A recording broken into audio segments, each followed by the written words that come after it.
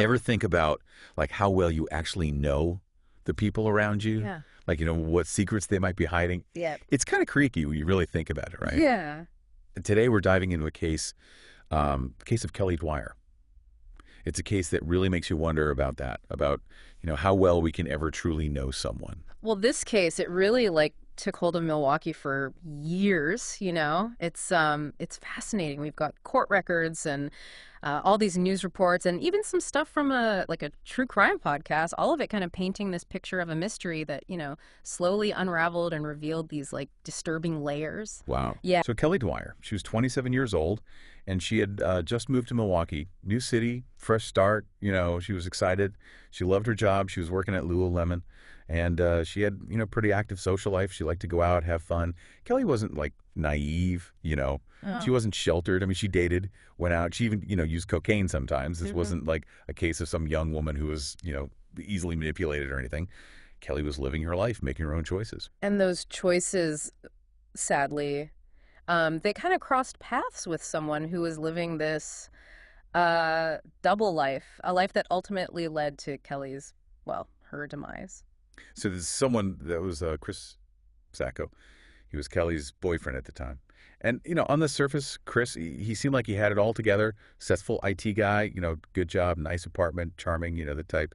Easy to see how Kelly might have been, like, drawn to him. Yeah, for sure. But as we dig deeper, we're going to see there's this huge difference between the image he projected Yeah. and the reality. Yeah, that's one of the things that makes this case so, gripping, how Chris managed to fool everyone around him for so long. Right. And it makes you really wonder, like, about the people we trust and how much we really know about them. Yeah. So rewind back to October 2013. That's when Kelly vanishes. She was last seen going into Chris's apartment building, this like fancy luxury building. And then, poof, gone. Nobody ever saw her leave. Yeah, it's like she just disappeared. Right. And almost right away, things start to seem off.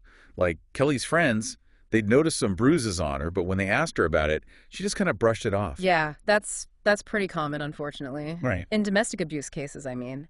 Victims often feel ashamed or they're scared to talk about it, so they might try to downplay it or make excuses for the abuser. Right. And then when the police talked to Chris, when they were investigating, he downplayed their whole relationship. He said it was just casual, even though there was like evidence suggesting it was much more serious. That's definitely suspicious, right? Why would he lie about that? Makes you wonder, was he intentionally trying to mislead the police, or was he just, desperately trying to protect his image? It's pretty scary to think about how far people will go to hide who they really are. Mm. And then the investigation takes this crazy turn. They got this surveillance footage from Chris's apartment building, and it shows Kelly going in, but never coming out. Yeah, that footage was like the smoking gun, it meant Kelly never left that building after she went into Chris's apartment, so it put Chris right at the center of the investigation. So the police, they got a search warrant for Chris's apartment because there were reports of drug use. And when they search the place, they find a bunch of drugs, cocaine, weed, pills, the whole shebang. And that leads to Chris getting arrested on drug charges. So that arrest, that was a big break in the case. It gave the police a chance to really look into Chris and find more evidence. And they definitely found more than they were expecting. They search his phone, and they find all these disturbing videos and pictures. And, well, it showed Kelly in distress during doing sexual acts. Whoa. Yeah, that was a game changer. It really pointed to something darker going on.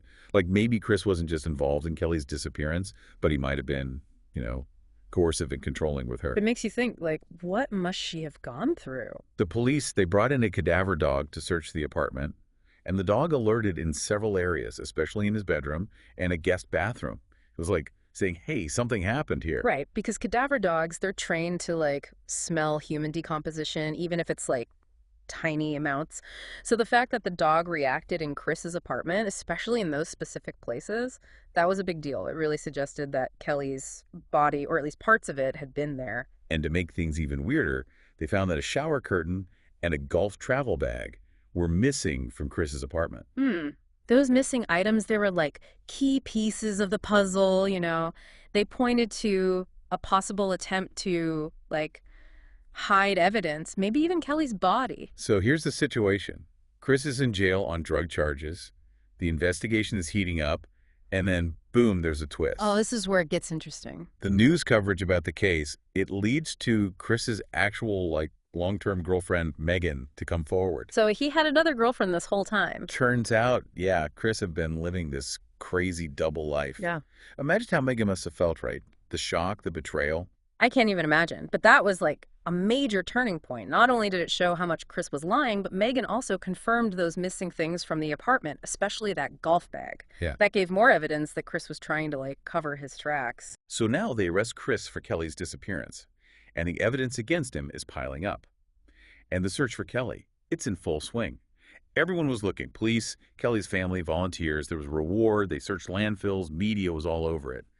But for over a year, nothing. It must have been so hard for Kelly's family, just waiting, hoping, with no answers. It doesn't get much worse than that, than not knowing. Just awful. It just breaks your heart. Right. Thinking about what they must have been going through, that waiting, it's just the worst. Absolutely. The not knowing, it just eats away at you. Yeah. Then, 6 months after Chris is convicted on those drug charges, there's finally a break in the case. This neighbor, they're out walking, and they stumble across these skeletal remains. And guess what? He was in a rural area, not far from where Chris was shopping, like the day after Kelly vanished. Wow, what are the chances, right? Someone finds these remains just out in the middle of nowhere. It's almost too crazy to believe. But where they found the remains, that was crucial. It was this secluded spot miles away from Kelly's life. Her work, her apartment, where she hung out, it really pointed to someone putting the body there on purpose, hiding it. And even though the remains were too decomposed for DNA testing, the way the bones were positioned, it was like they had been crammed into a bag. You remember that missing golf travel bag from Chris's apartment? Right. And the remains, just bones, that means they were out in the elements for a long time. That also kind of supports the idea that someone hid them there. Yeah, all the pieces were starting to fit together. So they charged Chris with Kelly's murder. But here's the thing. It's not always easy to win a case when all you've got is circumstantial evidence. They didn't have a murder weapon, no confession from Chris, no one who actually saw the crime happen. Yeah, that's when the prosecutors really have to step up their game. They got to tell a story that connects all the dots, show how all these random seeming pieces of evidence point to Chris's guilt.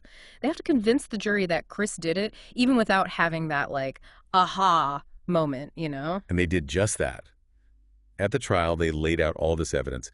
They talked about Chris acting all suspicious after Kelly disappeared, that trip he took, buying new shoes, maybe to replace the ones he was wearing when Kelly vanished. Then there are those creepy videos and pictures from his phone showing how he treated Kelly. And get this, they even brought in one of Chris's ex-girlfriends to testify. What did she say? She talked about how Chris was controlling with her too, how he pressured her into doing things sexually that she didn't want to do. It was like they were painting this picture of a guy who had a pattern of bad behavior. Wow. The prosecutors argued that Kelly died during sex, that Chris was choking her, and it went wrong. Then he freaked out, hid her body, and tried to make up an alibi. So what did Chris's lawyers say to that? Well, they said that Kelly left Chris's apartment on her own, and that the prosecutors were just guessing. But the jury, they saw through it. They found Chris guilty of murdering Kelly. It really goes to show that even without a clear-cut piece of evidence, if you put together a strong story with all the little details, it can be enough to get a conviction. I guess it just shows how much weight the jury put on all that evidence. They were convinced that even without someone saying, I saw him do it, Chris was responsible for Kelly's death. It's kind of a scary thought, right? That you could be found guilty of murder even if they don't have, a literal smoking gun. Yeah. But it also shows how important it is to investigate thoroughly and build a solid case. But we can't forget that Kelly's story, it's not just about one guy's horrible actions. It really shines a light on a bigger problem, violence against women. Yeah. It happens so often, hidden away, disguised as something normal. Yeah, you're right. Kelly's case, it's like a warning sign. It reminds us that we can't always judge a book by its cover. Chris, he seemed normal for years, but underneath, he was doing terrible things. It's chilling, right? Makes you wonder how many other guys like Chris are out there, and how many women are suffering, stuck in relationships that are controlling or even abusive. That's the question that stays with you. We tend to trust people who seem successful, charming, educated, but, like Kelly's case shows, those things can hide a very dark side. So what can we learn from all this? What can we do to protect ourselves and other people from becoming another victim like Kelly? I think the biggest thing is to trust your gut. If you get a bad feeling about someone, if their story doesn't add up, Don't ignore it. Right? Don't brush it off. Like they say, if it looks like a duck and quacks like a duck, it's probably a duck. We have to pay attention to those instincts, even if it makes us uncomfortable or we don't want to rock the boat. Exactly. And if someone tries to tell you you're wrong or that it's no big deal, that's a huge red flag. We need to feel strong enough to speak up, to call people out when they try to minimize our experiences. If something feels wrong, it probably is. I think it's also important to remember that speaking up can make a difference. If you see something that's not right, say something. If you're worried about a friend or family member, tell them. It's better to be safe than sorry. You could be saving someone from a lot of pain, or even worse. That's so important. We never really know what's happening in other people's lives behind closed doors. Mm. And if you're in a situation where you're being abused or controlled, remember, you're not alone. There are people who can help. Absolutely. There are hotlines, support groups, shelters, people who are trained to help people in abusive situations. You don't have to suffer in silence. Reach out, ask for help.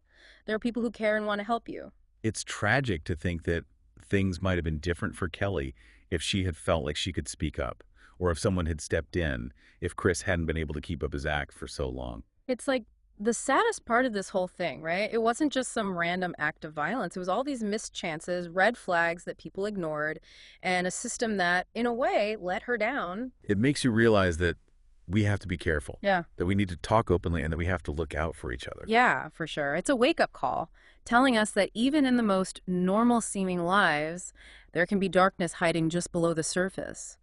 We need to know that it's there, not to be scared, but to be ready to see it, call it out, and stop it from taking over. So in the end, Chris was sentenced to 31 years in prison for killing Kelly. And that's on top of the 19 years he got for the drug charges. Wait, so 50 years total? Yeah, 50 years behind bars. Wow, that's a long time. I guess that shows how serious his crimes were. And even though the legal system did its job, there's still this huge emotional weight from this tragedy. Kelly's family and friends, they're left with this pain that won't go away, and questions that will never have answers. And those questions stay with us too. What really happened in those last moments? Why didn't Chris get help if it was an accident? How did he manage to trick everyone for so long? It's hard to believe that we'll ever know the whole truth. But maybe by talking about this case, by looking at the details, the warning signs, the chances that were missed, we can learn something that might stop something like this from happening again. It's a heavy topic, but it's so important to talk about. Kelly's story reminds us that we can't just assume everything is okay. We have to pay attention, and we have to speak up if something seems wrong. It's easy to get lost in all the legal stuff, the evidence, the trial, but we can't forget that this is about a real person, you know? Kelly, she had dreams, hopes, a future.